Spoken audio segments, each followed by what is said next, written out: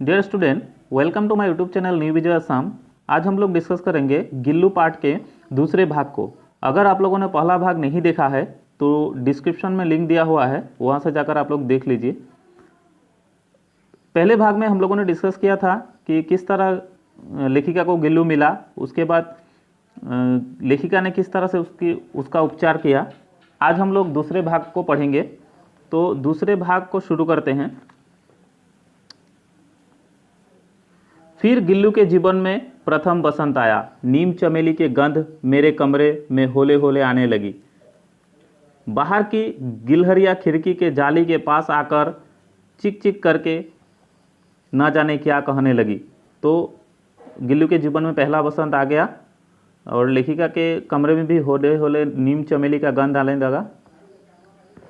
बाहर खिड़की के जाली से गिलहरियां आकर चिक चिक के आवाज़ करने लगी और कुछ कहने लगी। गिल्लू को जाली के पास बैठकर अपनेपन से बाहर झांकते देख मुझे लगा कि इसे मुक्त कर देना आवश्यक है। तो लेखिका को ऐसा लगा कि अभी गिल्लू को मुक्त कर देना चाहिए, क्योंकि वो भी अपने सगी संबंधियों के साथ मिलना चाहता है। तो इसलिए लेखिका को ऐसा लगा, क्योंकि गिल्लू बाहर दूसरी गिलहरियों को देख रहा था। मैंने कीले निकालकर जाली का एक कोना खोल दिया और इस मार्ग से गिल्लू ने बाहर जाने पर सचमुच ही मुक्ति की सांस ली। और लेखिका ने क्या किया, जाली के कीले निकाल दिया और गिल्लू बाहर गया और तब उसको एहसास हुआ कि वो कितना मुक्त हो चुका है और मुक्ति की सांस ली उसने। इतने छोटे जीव को घर में पले कुत्ते बिल्लियों से बचाना भी एक समस्या ही थी। और गिल्लू जैसे एक छोटे जीव को घर के जो पालतू जानवर हैं, कुत्ते बिल्ली, इन सब से बचाना भी एक समस्या है।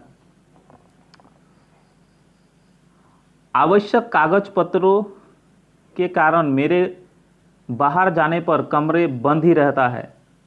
तो क्या होता है, जब मैं बाहर जाती हूँ तो मेरा कमरा भी बंद ही रहता है। लेखिका जब बाहर जाती हैं तो उनका कमरा बंद रहता है।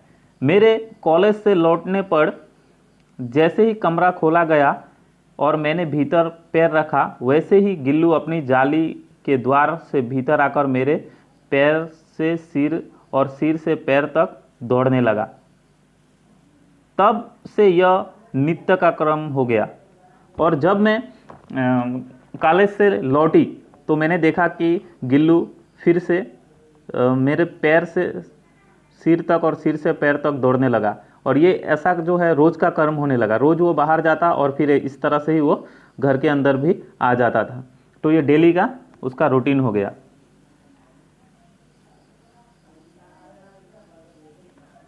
मेरे कमरे से बाहर जाने पर गिल्लू भी खिड़की की खुली जाली की राह बाहर चला जाता और दिन भर गिलहरियों के झुंड का नेता बना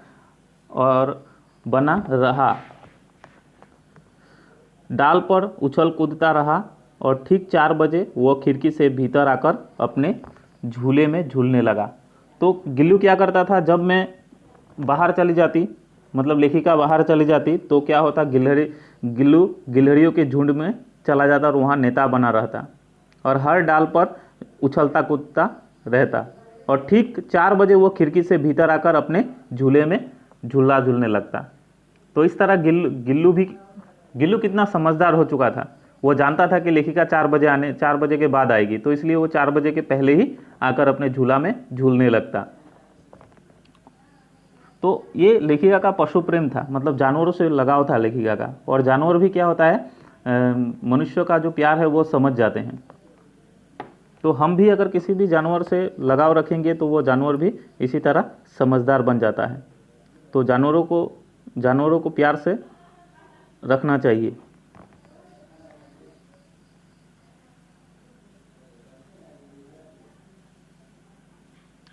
मुझे चौंकाने की इच्छा उसमें न जाने कब और कैसे उत्पन्न हो गई।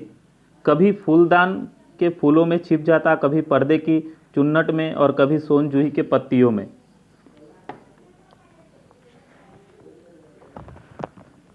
तो इस तरह क्या होता था, गिल्लू लेखिका को चौंकाता भी था।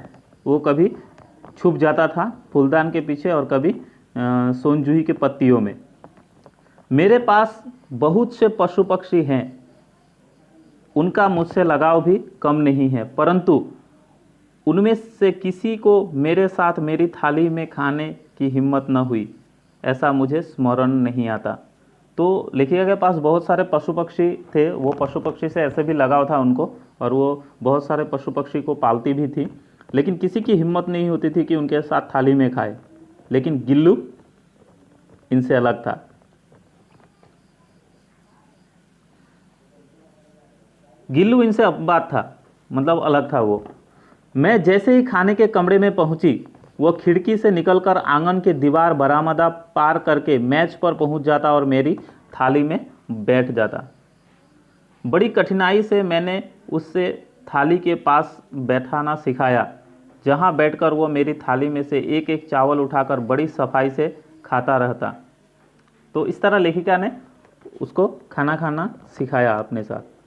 काजू उसका प्रिय खाद्य था। तो गिल्लू का प्रिय खाद्य क्या था? काजू था। और कोई दिन काजू न मिलने पर वो अन्य खाद्य की चीज़ों या तो लेना बंद कर देता या झूले से नीचे फेंक देता। उसी बीच मुझे मोटर दुर्घटना में आहत होकर कुछ दिन अस्पताल में रहना पड़ा। तो इस तरह जब कार्य डेली का रूटीन चल रहा था, उसी के बीच लेखिका मोटर दुर्घटना में आहत हो गई और उन्हें अस्पताल में रहना पड़ा। उन दिनों जब मेरे कमरे का दरवाज़ा खोला जाता, गिल्लू अपने झूले से उतरकर दौड़ता और फिर किसी दूसरे को देखकर उसी तेजी से अपने घोंसले में जा बैठता। और जब लेखिका का कमरा दूसरा कोई खोलता था तो गिल्लू दौड़ कर आता था, और जब दूसरे किसी को देखता तो वो फिर जाकर अपने घोंसले में बैठ जाता। उसे लगता था कि लेखिका आई है, लेकिन ऐसा नहीं था, और वो फिर से जाकर अपने घोंसले में बैठ जाता था। उसे इतना लगाव था लेखिका से। सब उसे काजू दे आते, परंतु अस्पताल से लौटकर जब मैंने उसके झूले की सफाई की तो उसमें काजू भरे मिले, जिससे ज्ञात होता था कि वह उन दिनों अपना प्रिय खाद्य कितना कम खाता रहा।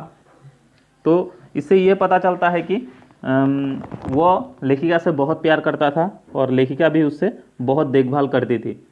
जब लेखिका अस्पताल में थी तो दूसरे लोग उसको काजू देते थे, लेकिन वो काजू नहीं खाता था।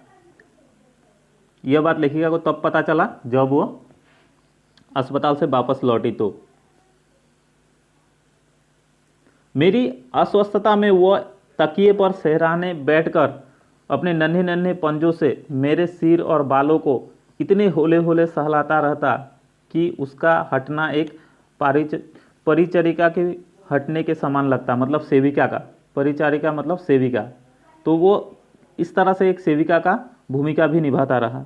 तो यहाँ पे एक क्वेश्चन है, गिल्लू किन अर्थों में परिचालिका की भूमिका निभा रहा था? तो गिल्लू किन अर्थों में परिचालिका की भूमिका निभा रहा था, मतलब एक सेविका की भूमिका निभा रहा था। इसका आंसर आप लोग लिखना।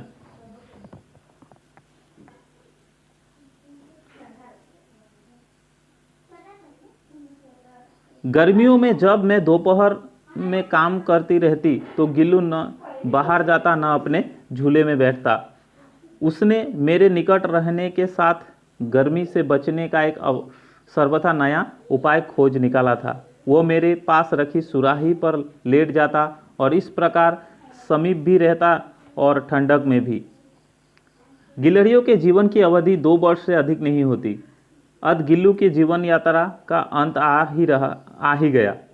तो गिलहरी जो होती है ये बहुत ज़्यादा दिन जीवित नहीं रहते हैं, लगभग 2 से 2.5 साल तक ये जीवित रहते हैं। तो गिल्लू का भी जीवन यात्रा का अंत आ गया। दिन भर उसने कुछ खाया न बाहर गया। रात में अंत की यातना में भी वो अपने झूले से उतरकर मेरे बिस्तर पर आया और ठंडे पंजों से मेरी वही उंगली पकड़कर हाथ से चिपक गया जिसे उसने अपने बचपन की मरणासन स्थिति में पकड़ा था। तो गिल्लू क्या करता है, जब उसकी अंतिम घड़ी निकट आ जाती है तो वो अपने झूले से उतर कर आता है और लेखिका की वही पंजा पकड़ता है, लेखिका की वही उंगली पकड़ता है जो वो उसने बचपन में पकड़ा था जब लेखिका को मिला था। वो पंजे इतने ठंडे हो रहे थे कि मैंने जाकर हीटर जलाया और उसे उष्णता देने का प्रयत्न किया।